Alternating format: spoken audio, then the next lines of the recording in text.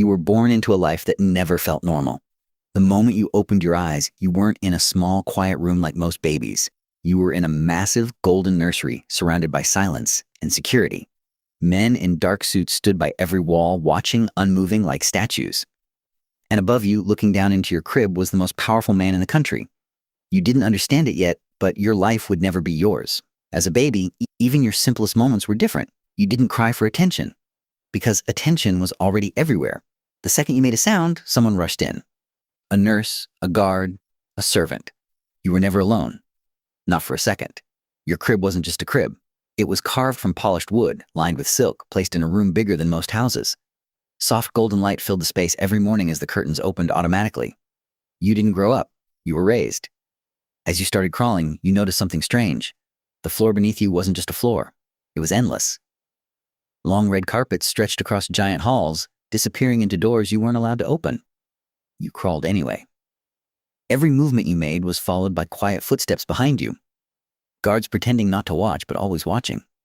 When you took your first steps, people didn't just smile, they applauded. By the time you were a toddler, your world was already filled with things most people only see in movies. Your toys weren't plastic. They were detailed models. Tiny tanks, miniature jets, polished cars. Heavy. Realistic. Almost too real for a child. And yet, you didn't question it. Because for you, this was normal. Meals were something else entirely. You didn't sit in a kitchen or a small dining room. You sat at the center of a table so long you couldn't see the end of it. Plates of food surrounded you. Caviar, perfectly arranged fruits, dishes you couldn't even name. Servants stood nearby, waiting. You didn't ask for food. Food appeared. Sometimes you would laugh and throw something across the table just to see what would happen. No one laughed back. They just quietly replaced it. As you grew older, your curiosity grew with you. You wandered deeper into the palace, into rooms filled with silence and history. Offices where serious conversations happened, rooms filled with screens, maps, blinking lights. Once you pressed a random button, nothing happened immediately. But the room went very, very quiet. You were gently escorted out. No one explained why. School was different. You didn't take a bus. A helicopter picked you up. Every single day, the classroom looked normal at first glance. Desks, a board, books. But the moment you walked in, everyone stood up. Not just the teacher, everyone. You didn't earn respect. You inherited it. But it didn't feel like respect. It felt like distance. The other kids didn't play with you the same way. They didn't joke, didn't push, didn't argue. They were careful. Too careful. So you stopped trying. Instead, you found your own ways to have fun.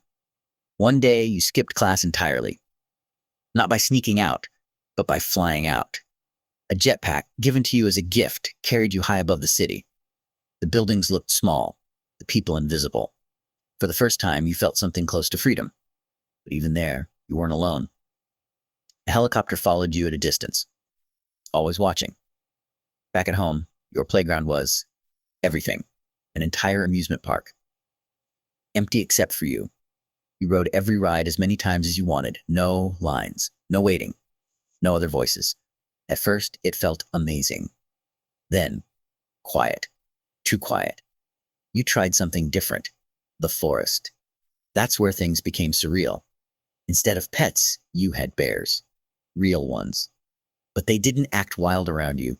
They followed you, played with you, even let you ride on their backs like it was the most natural thing in the world. You laughed, holding onto their fur as they ran through the snow. For a moment, it felt real. Not controlled. Not planned. Just real. But even there, hidden among the trees, you knew they were watching. Always watching. Your birthdays were unforgettable. Not because of friends, but because of scale. Cakes taller than you. Rooms filled with decorations. Gifts stacked higher than furniture. Cars. Gold objects. Things you didn't even understand yet. You opened them one by one. And felt nothing. Because when you can have anything, nothing feels special. As you got older, you started noticing things more clearly. The meetings. The long tables.